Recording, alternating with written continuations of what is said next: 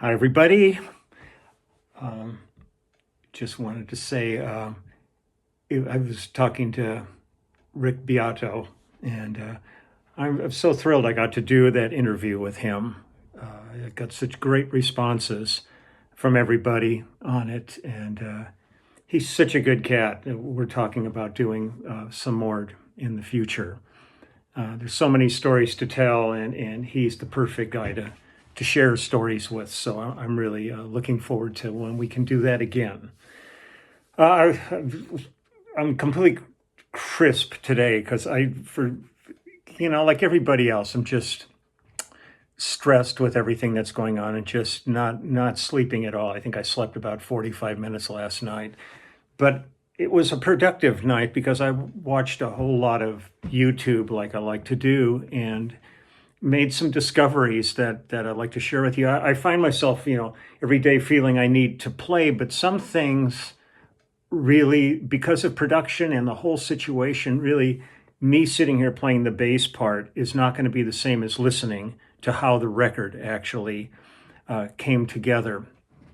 And one of the songs that I wanted to do, and I will do, was a really profound album project with Gene Clark, and the album's called No Other. And it's finally seeing the light of day in terms of recognition. Gene deserved so much more recognition than he ever got. He was the original singer in the Byrds, but this album was really a unique experience for all of us involved in it. And I was going to do that, but then I found another song, and I thought I would just put this out here because I love these guys. I did an album many years ago with Cory Wells, who was one of the three of Three Dog Night. Chuck Negron and Danny Hutton were the other two members of Three Dog Night, and we got to do this album. And I look back at like my history with all of this. I was an usher at the Hollywood Bowl when the Beatles played there.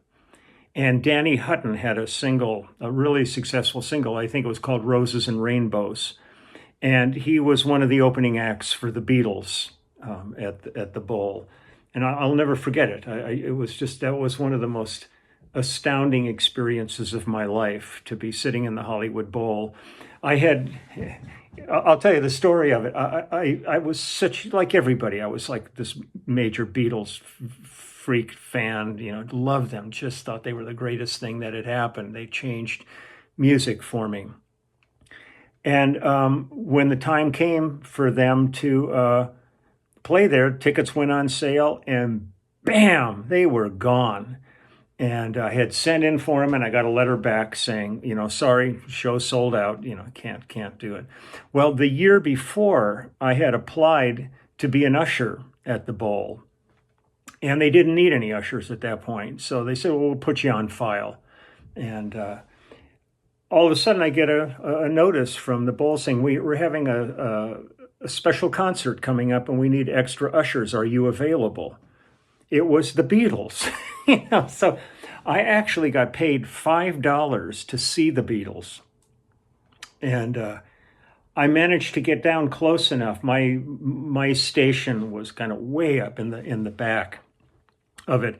But once the show started, all hell broke loose in the place, and I just went right down. And the Hollywood Bowl in the early days had like a reflecting pond right in front of the stage. So I went down, got as close as I could. I could hear them perfectly. They sounded amazing.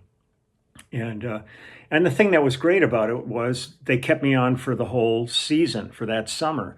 So I got to see Jimi Hendrix, with Vanilla Fudge, and the Beach Boys with Lovin' Spoonful, and the Mamas and Papas, Ravi Shankar's India Festival, and all this. But the story started with, Danny Hutton, who was part of Three Dog Night. Then I ended up doing some Japanese commercials, I think, with Chuck Negron. And so I felt connected. But one of my favorite producers at A&M Records back in the day, and I did a lot of records with him, was David Anderley. And David called me for this, and we recorded this album at one of the best studios in town, Sunset Sound, in Studio 2. And I walk in there, and it was heaven, of course, because there's Jeff Porcaro sitting there, and there's Jay Graydon on guitar. I can't remember who else was on the date, and Cory. And Cory's a great singer. I mean, just a great singer. So I'm perusing through YouTube last night, and I find one of the tracks that we cut with Cory. So I thought instead of playing today, I'm just going to play the track and sit here and dig it along with you. But man, groove's funky, man. It was so much fun playing with those guys. Jay, we did a lot of work together. I mean, he really ended up moving into the production world, writing and production. So he didn't do as many sessions as as he did in these early days. And there's all kinds of great stories that go around, like when he and Jeff got into it at one point, and Jay had a gig bag with him at all the sessions with all his pedals in it and everything. And at one point, he turns over and looks, and Jeff's peeing in his in his gig bag on all his pedals and stuff. I mean, this business has some really crazy people in it, and I adore all of them, man. I had the best life because of all these players that I've gotten to work with, and the unique personalities that I got to be around. So this song, let me see what the title of it is: "Hard Times," and this is Cory Wells and Jeff Porcaro on drums, me on bass, Jay Graydon on guitar, and whoever else was there was there. But let's check it out, and then I'll be back. But this time I'm not going to turn the camera and expose the inner workings of my life to everybody. So I'm just going to sit here and dig it along with you. So here we go.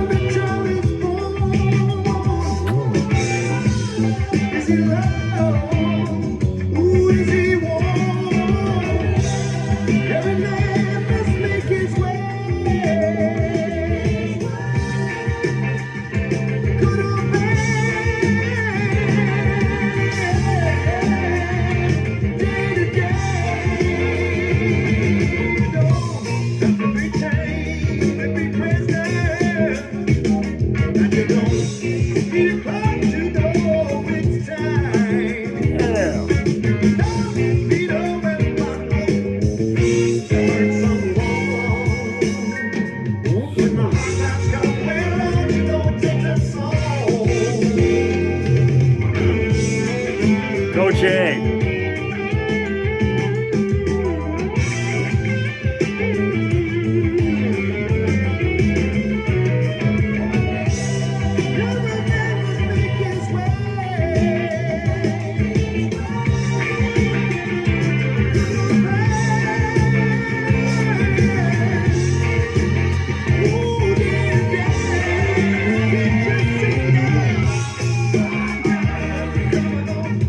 Come on.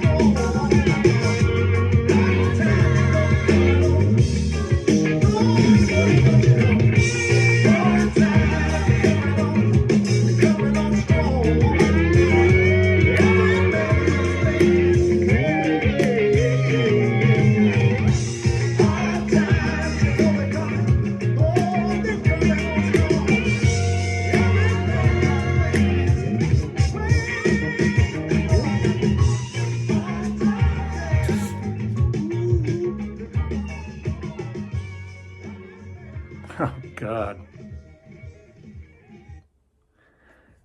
Jeff Porcaro. Jeez, what a sweet pocket that guy would lay down. My God, and Jay's just such an inventive guitarist.